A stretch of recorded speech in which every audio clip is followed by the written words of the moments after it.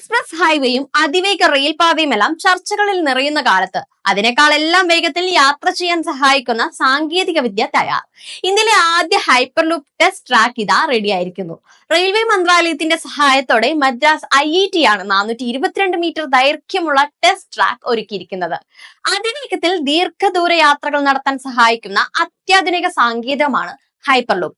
ഒറ്റ മണിക്കൂറിൽ 761 കിലോമീറ്റർ യാത്ര ചെയ്യാനാവും. അതായത് തിരുവനന്തപുരത്ത് നിന്ന് ഏകദേശം 30 മിനിറ്റ് കൊണ്ട് കോഴിക്കോട് വരെ എത്താം.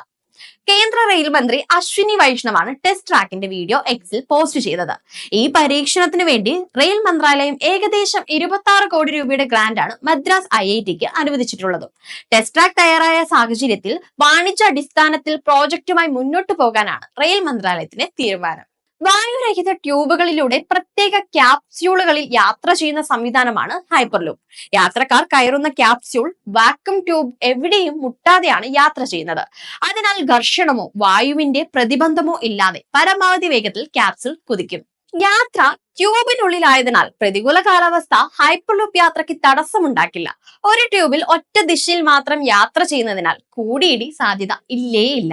വിമാനത്തിന്റെ ഇരട്ടി വേഗത്തിൽ അതിനേക്കാൾ വളരെ കുറഞ്ഞ ഊർജം കൊണ്ട് ഹൈപ്പർലൂപ്പ് യാത്ര സാധ്യമാവുകയും ചെയ്യും.